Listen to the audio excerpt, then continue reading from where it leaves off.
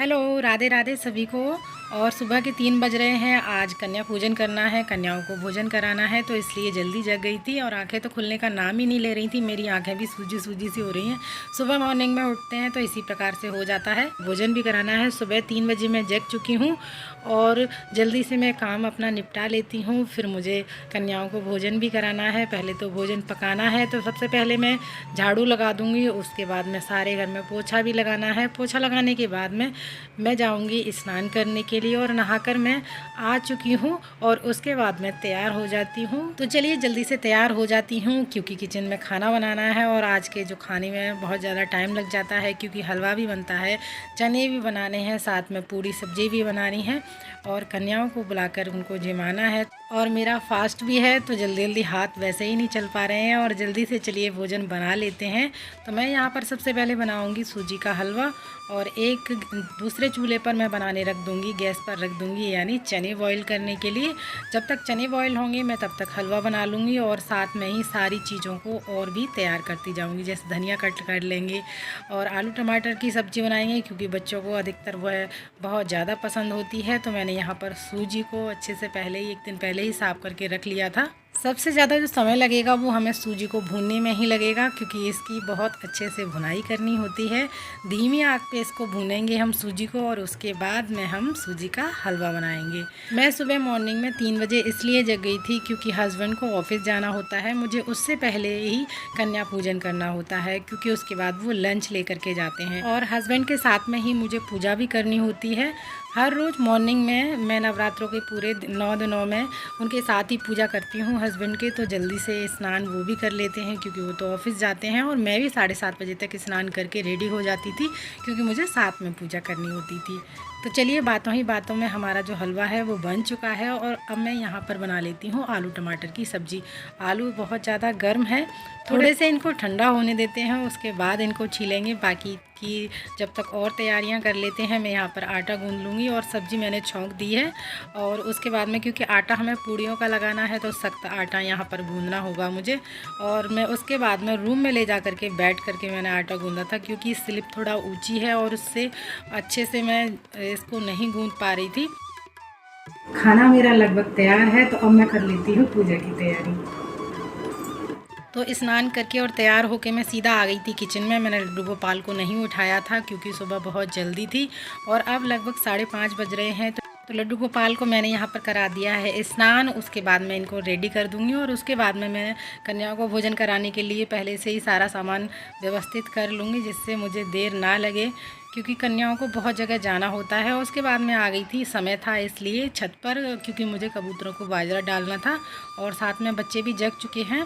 और उसके बाद में अब बच्चों को नहाना है यहाँ से जाने के बाद में क्योंकि अभी टाइम है तो मैंने सोचा क्यों ना छत पे थोड़ा टहल लिया जाए। और अभी सुबह के 6 बजे हुए हैं। आपको मैं सूरज चाचा के दर्शन करा देती हूँ, बहुत ही सुंदर। और अभी ऊपर आए नहीं हैं, मैं जबकि 5th फ्लोर पर हूँ और कितना अच्छा लग रहा है। तो दिखाती हूँ। अभी थोड़ी सी देर में आप देखेंगे कि जो सूरज चाचू हैं वो ऊपर आ जाते हैं पूरी तरह से और उसके बाद मैं आपको दर्शन कराती हूँ। बहुत ही सुंदर यहाँ का व्यू लग रहा था। चलिए मैं आज आपको दिल्ली के पूरे के दर्शन करा देती हूँ। ये ऊपर का जब आप जाएंगे छत पर तो कुछ नहीं दिखेगा आपको, टंकियाँ दिखेंगी, बिल्डिंग दिखेंगी, बाकी का और कुछ आपको नहीं दिखने वाला है। तो सूरज चाचू के आपको फिर से एक बार दर्शन करा देती हूँ। मुझे तो सुबह आकर के मन खुश हो गया, एकदम ठंडी ठंडी हवा चल रही थी और सूरज चाचू निकल रहे थे, पक्षियों की आवाज़ आ रही थी चहचहाने की। तो इस तरह से आप देखिएगा, बहुत ही एकदम से सुंदर लग रहा था। फ्रंट कैमरे से दिखा रही थी तो क्लियर नहीं हो पा रहा था। उसके बाद में मैं लड्डू गोपाल के भोग के लिए ले लेती हूँ यहाँ से तुलसी और तुलसी लेकर चलते हैं फिर से हम अपने घर की तरफ यानी अपने रूम में। और उसके बाद हमें करनी है फिर से पूजा की जो बची कुची तैयारी है। बच्चे नहा लेंगे। मेरी तैयारी तो लगभग सारी हो चुकी है क्योंकि बच्चों को ही बस नहाना है और पतिदेव को नहाना है। उसके बाद हम करेंगे अब पूजा।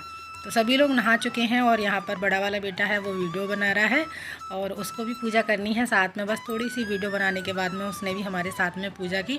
पतिदेव भी पूजा कर रहे हैं। उसके बाद क्योंकि उन्हें जाना है ऑफिस और मैंने कन्याओं के लिए तभी गर्मा गर्म पूड़ियाँ सेकी थी, पहले से सेक कर नहीं रखी थी ज़्यादा। और इस प्रकार से मैंने पूजा आरती की पूरे मंदिर की और लड्डू गोपाल तो मैंने पहले ही स्नान करा दिया था और भगवान से, अपनी माता रानी से, अपने लड्डू गोपाल से, सबसे मैंने आशीर्वाद दिया और आरती करके पूरे घर में मैंने आरती घुमाई और इस प्रकार से अपना धूप दे के माता रानी से प्रार्थना की। और मैं फिर से बच्चों को गई बुलाने के लिए। काफ़ी लोगों के पास फ़ोन खटखटाए, जिन लोगों का मेरे पास नंबर था उनके पास फ़ोन करके मैंने बुला लिया बच्चों को, और कुछ मेरे बच्चे जा कर के बुला के लेके आए थे। इसके बाद में कन्याएं आ गई थी भोजन के लिए, तो मैंने यहाँ पर पैर धोने के बाद में अच्छे से पोंछे और उसके बाद में उनको चंदन तिलक करके उनको मैंने आसन पर बिठाया। उसके बाद में उनको भोजन ग्रहण कराया और भोजन करके सभी कन्याएं अपने अपने घर के लिए चली गईं और मैंने दक्षिणा दी, उनको विदा कर दिया। तो इस तरह से मैंने नवरात्रि वाले दिन नवरात्रि की पूजा की। सुबह 3 बजे से लेकर पूजा जो बहुत जल्दी हो जाती, बस बच्चों को थोड़ा उठने में लेट हो जाता है। मैं इनकी मम्मियों के पास बार बार फ़ोन करके बोल रही थी बच्चों को जगा दो, जल्दी भेज दो, वरना पूजा तो मेरी लगभग 6 बजे हो जाती। लेकिन मैंने धीरे धीरे लेट करते करते बच्चे 7 बजे तक आ पाए, तो 7:30 बजे तक मेरी जो कन्याओं को भोजन कराने का समय है वो हो गया था। और उसके बाद में मैंने मेरे बच्चे बोल रहे थे हम भी साथ में खाना खाएंगे, तो छोटे वाले बेटे को मैंने बिठा दिया था भोजन कराने के लिए। और ये बच्चे बोलते हैं मेरे बेटे कि मम्मी लड़कों को क्यों नहीं इस तरह से खाना खिलाया जाता, क्यों नहीं बुलाते हैं। मैंने कि ये कन्याओं को बुलाया जाता है क्योंकि वो माता का स्वरूप होती हैं। तो चलिए जल्दी से मैं प्लेट लगा लेती हूँ, भोजन लगा देती हूँ। मैं एक ही जगह सारी प्लेटें रखूँगी, उसके बाद जब भोजन उनमें परोस दूँगी उसके बाद उठाकर मैं इन कन्याओं को दूँगी, क्योंकि खाली प्लेट रख दो और फिर उसके बाद एक एक चीज़ लेकर के जाओ, मेरा भी काम बढ़ता है। तो इस तरह से मैं एक जगह पर प्लेटें रख लूँगी जितने भी बच्चे हैं, और उस हिसाब से सारा जो भोजन है मैंने यहीं पर किचन में रखा हुआ है, सारी चीज़ें इसमें रख दूँगी, फिर उठाकर मैं इनको दे दूँगी। उसके बाद में लास्ट में जब ये भोजन कर लेंगे तो इनको मैं दक्षिणा दे दूँगी और इनके पैर छूकर इनसे आशीर्वाद लूँगी। और मैंने भोजन में क्या क्या बनाया है ये भी मैं आप लोगों को बता देती हूँ, और मैंने क्या दिया है कन्याओं को ये भी मैं बता देती हूँ। देखिए सबका अपना अपना सामर्थ्य होता है। आप अपने दिल में ये ना सोचिएगा कि हम ज़्यादा नहीं कर पाते हैं, ज़्यादा नहीं दे पाते हैं। जो भी है जितना भी है बस दिल से दें, बाकी बस माता रानी का आशीर्वाद आप लोगों के बना रहे, बस इतना ही काफ़ी है। तो मैंने यहाँ पर आलू टमाटर की सब्ज़ी बनाई थी, चने बनाए थे, हलवा बनाया था, पूड़ी और केले हैं साथ में जो कि प्रसाद के रूप में दिए जाते हैं, और फ्रूटी है, और 10-10 रुपये मैंने बच्चों को दिए थे। अगर आज का ब्लॉग आप लोगों को पसंद आया है, अच्छा लगा है, तो प्लीज़ वीडियो को लाइक ज़रूर कीजिएगा, साथ ही हमारे चैनल को सब्सक्राइब करना ना भूलिएगा। फिर मिलते हैं अगली किसी और वीडियो में, तब तक के लिए आप सभी को राधे राधे, जय माता दी।